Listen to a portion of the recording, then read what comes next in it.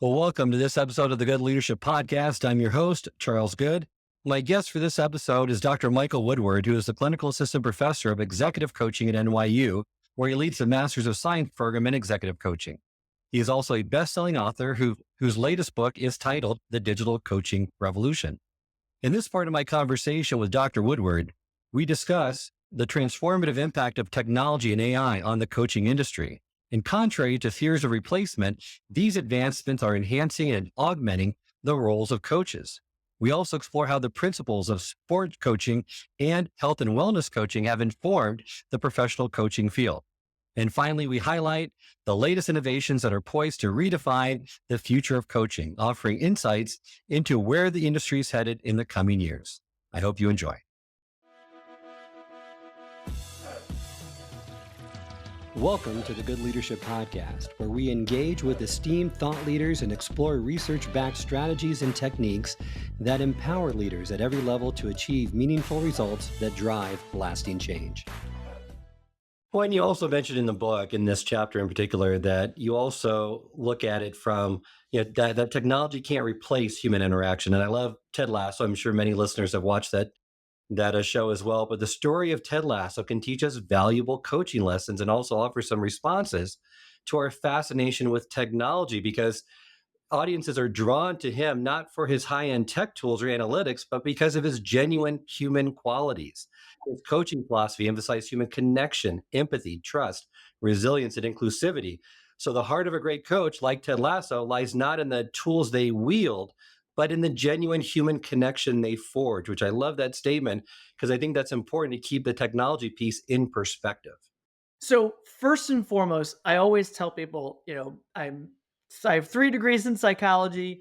I'm a professionally trained coach. I train professional coaches at the master's level in a graduate program. And the vast majority of time that I spend with my students is about learning the human social interactions of coaching, right?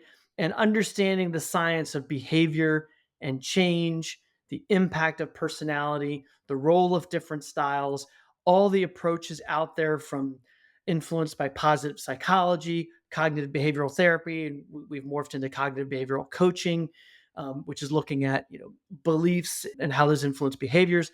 So that's where I spend most of my time. I talk a lot about technology, and we have this conference that we host, and we have the book. But at the end of the day, you know, we have 3 core pillars at the NYU MS degree in executive coaching and organizational consulting. One, it's to produce evidence-based practitioners with a grounding in social science.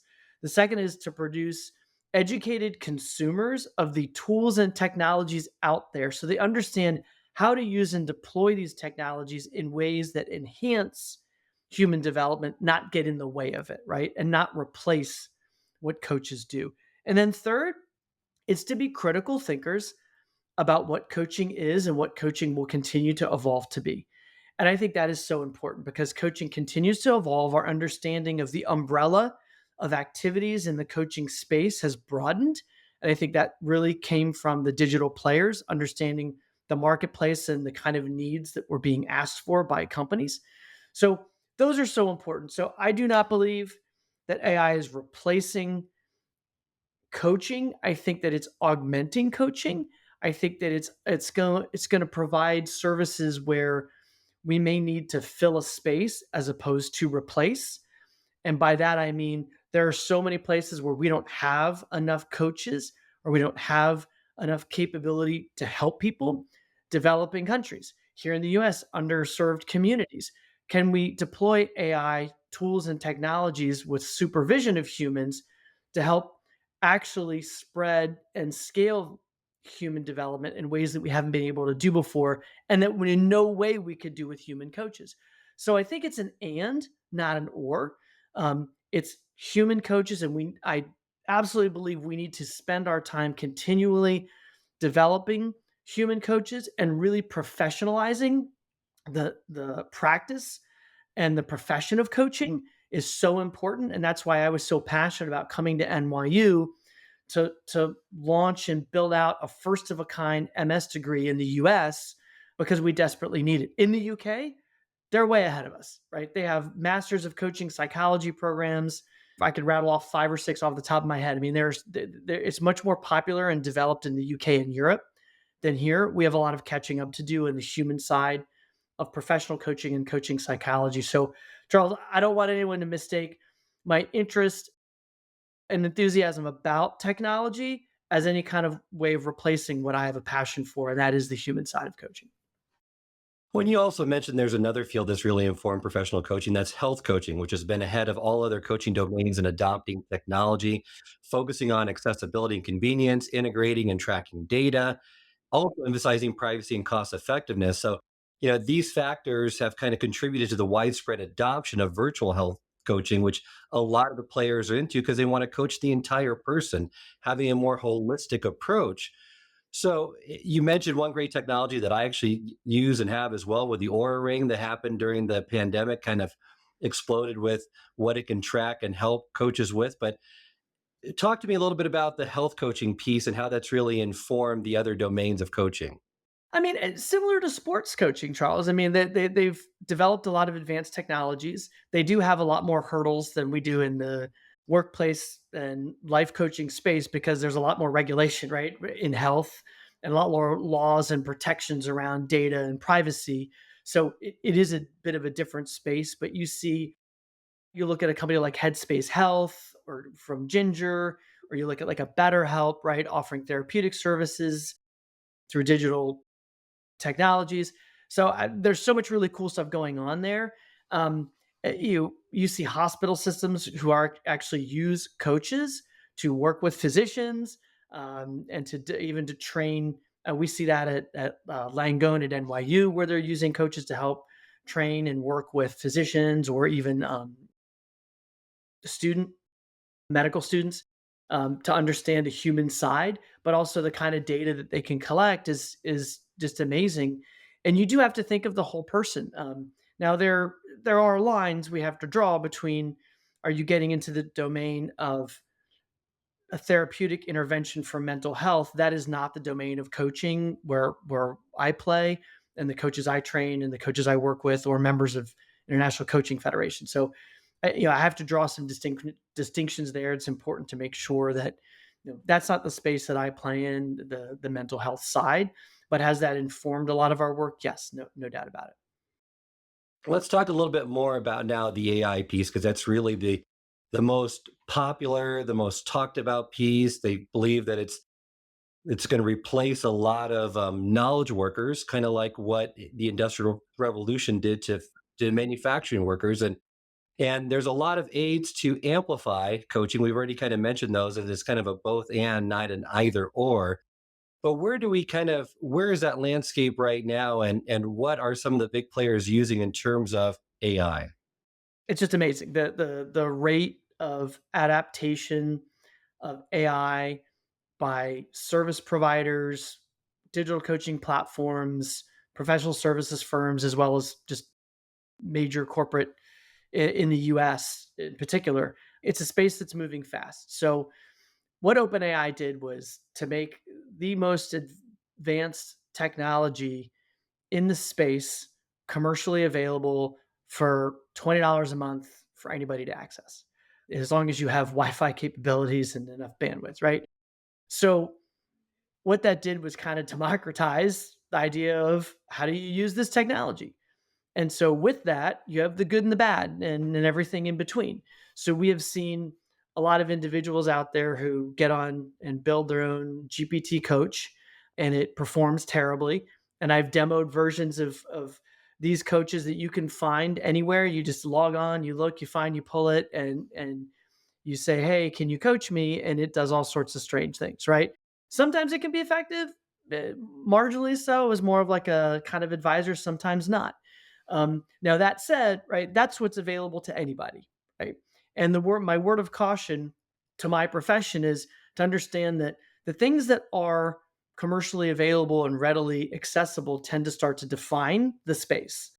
Because as young professionals out there get on their phone, go to all GPTs, and they find coach, they're like, "Oh, that's what coaching is." I experienced what a coach is using this. So that to them is going to be what coaching is, regardless of what we believe, right? So we have to keep that in mind. from just a marketing and awareness perspective.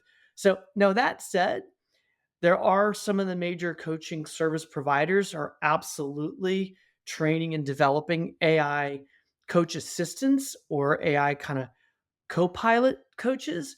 I've demoed some of these, and they are impressive in what they can do. Now, some of them are really about, all right, how does a human coach get you set up and on a path, and then how do you integrate the AI co-pilot or assistant in there for nudging, for capturing your goals, for you to interact with to track progress, and then come back to your human coach. So I like to call it managing the space between sessions.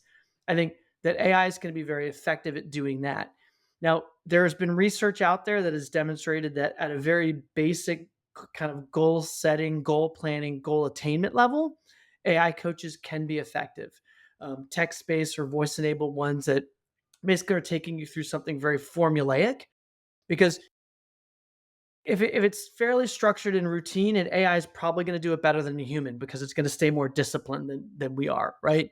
So you alluded to the fact that, Charles, we're in this what I call white collar automation, or the automation of the knowledge worker, where to a similar extent we went through that in the industrial revolution, and maybe in the last 20 years with robotics replacing people on manufacturing lines in more blue collar or hourly worker uh, kind of physical labor jobs. Yes, it's now coming for white collar knowledge workers, people like us in offices. The more routine and mundane the work, the more formulaic it is, the more predictable it is, the more likely it'll be automated. Absolutely. So, knowing that that's coming, and knowing that these technologies are iterating and getting better every day, my advice to anybody, whether you're a coach or just a professional in, in law or in business or in accounting, right, is to get familiar with the adaptation of these AI technologies in your space and become super users. Because if you can adapt them and become a very sophisticated user, it can be a force multiplier for you. Those who don't adapt, who continue to do things very manually in routine ways, will be in jeopardy, no question about it. But that's why I encourage, how do you find ways to become a super user and use these technologies to buy you time back at the end of the day? So that's where I think these technologies will be helpful, but it kind of depends on your attitude and approach. Right, and listen, some of the AI-driven coach aids, personalized learning and tracking is very common for this AI technology to do right now. AI-driven feedback, which you mentioned, one of those players, Avita. Maybe you can speak to another one like Loop that you and I have spoken about before in this space to provide that feedback. Because you're right, with coaching, you don't get a whole lot of feedback with the one-on-one interactions. But if you have technology, I'm not sure how that kind of plays with the confidentiality issues of a coaching, but they can help you, they can assist you, they can make you more effective at what you do. And then coach bots, AI enabled co pilots like Ezra has. A lot of those are coming online that are enabling a greater sophistication in that coaching process and, quite frankly, greater impact. Yeah, you mentioned feedback, right? So one of the challenges in a lot of coaching is you're relying, as a coach, you're relying on the coachee, the client, to give you their perspective. Um, Often that perspective is not accurate, um, or at least it's tilted, or it's from a certain point of view that isn't very well rounded. And so traditionally we rely on like large scale 360s, these 50, 100 questionnaire surveys that you deploy and people fill out, and then you get a boilerplate report and it tells you about the person and so on. Those aren't super helpful either, and they take a lot to deploy. They're very top down. So Loop is one technology, but I think we're seeing others being adapted where you could deploy sort of mini surveys in the flow of work to get feedback for your client about the experiments that you're working with them on trying. So, as a simple example, I'm working with a client and he really wants to focus on how he engages his team in team meetings, draws them in, gets them to interact, share, and then make commitments and then go forth and be clear on what they're committed to doing and what they're going to deliver, right? Common meeting problem, right? People leave, they don't know what to do, there's no agreement. So I could rely on him to tell me how that meeting went based on the things that we work on that he's going to try. Or I could say, hey, why don't you deploy a loop or some kind of survey feedback tool to find out what happened, and let's make it text based. And the AI will read all the text, and using qualitative type research procedures will categorize the themes and feed it back to you. So as a coach, I can say, you know what, Charles, here's what we worked on, and here's how your take on how that meeting went. Here's what those who sat there and experienced you are telling us. And let's use that feedback to work on how to get better for next time. So we know there are ways that we can use AI to really help us and expedite the process of getting feedback, synthesizing that feedback, and working with the coach to figure out what to do with it in the motion or flow of work, which is what's most important. So that's just one example. But yeah, we're like I said, we're figuring out new ways every day to get more and better information to inform the coaching conversation.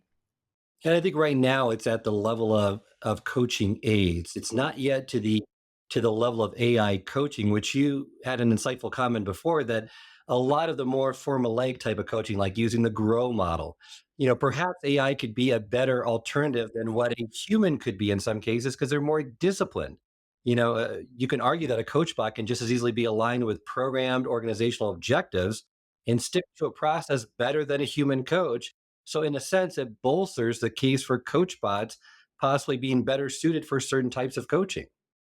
Yeah, for certain basic types of work, I mean, at the end of the day, you always want to have human supervision in there and a human element. But when it really comes on ferreting out like the challenge that I have as a leader, as a manager, as a team lead, you really need that human interaction, that individual who can knows how to ask the right questions, knows how to be present and listen with all their senses, right? And capture all the things that are going on in the nuances of the human interaction of a coach and coachee. That is still the domain of the human coach, no question about it. And that's the kind of coaching, I train my coaches to do, the kind of coaching that I've been involved with for a long time is so, so important. Now, and that said, but if we want to really scale, certainly, and democratize coaching, at the earlier stages of the employee life cycle, I think AI tools can be very helpful because we know some of the challenges that they're going to have. We can predict some of the um, walls they're going to run up against that different AI tools might be able to help them with and be more on demand um, and accessible than a human coach would be. So it's how do we integrate both so that we make the organization better, so we make the experience of the employee better, so that ultimately whatever clients or customers they're serving will have a better experience. Where do you see the digital coaching revolution going in the next 3 to 5 years? What's kind of the next steps? Yeah, I mean, when we looked at the digital coaching revolution, that was really the commercialization or more broad commercialization of coaching services by being able to scale services to an extent, right? And manage those services in an effective way for organizations, right? And so that's what the digital coaching providers were doing. And that's how they came on the scene and became effective. And they really helped bring a consciousness and awareness of the importance of coaching that we'd never really had before.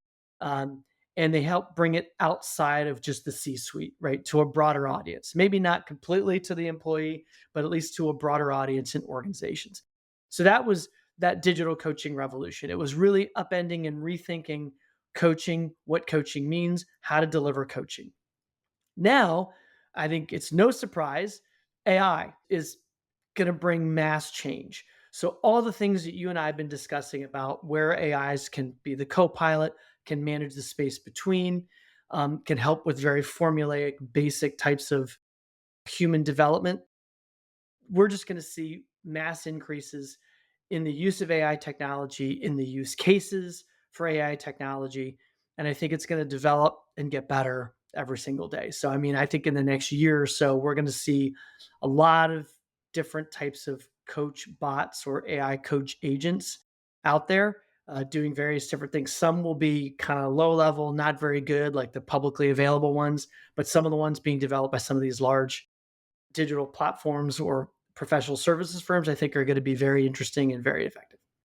What can leaders and organizations do to stay ahead of the curve and get on board with this revolution so they don't feel like they're just treading water and scrambling to kind of stay current? Don't be afraid, test it, encourage your team members to test, come up with different ideas of ways of using the technologies. And I think just, get your hands on it, get involved, get engaged. I think read, particularly in your own profession, whatever trade publication, certainly find out what they're doing, find out what others are testing and trying. Certainly, I'm on the board of the Thought Leadership Institute at the International Coaching Federation, where I'm co-chairing a task force on AI and coaching. So we've leaned in to pay attention. We're trying to understand from the developers of these technologies what they can and can't do, where they're going, so that we can inform our community. We're also engaging coaches, enterprise coaching leaders to understand how they're using these technologies, where the challenges are, where the pitfalls are, so we can better inform ourselves, our members, and the wider coaching community out there. So you want to engage your professional associations, and I think engage the tech yourself. Thank you so much, Dr. Woodward, for joining me today on this episode. Remind our listeners how they can get in contact with you, learn more about your work, and get that new book. Just find me on LinkedIn, Dr. Woody Woodward, or just Google Dr. Woody or Dr. Woody Woodward. I'm pretty easy to find. I hope this episode has provided you with valuable insights. If it has, I ask you to share it with someone who would also benefit from it. If you've been enjoying and gaining knowledge from this podcast, then subscribe to our YouTube channel, where you can find all the previous episodes of the podcast and additional learning resources. You can also subscribe to the podcast on Apple or Spotify and leave up to a 5-star review.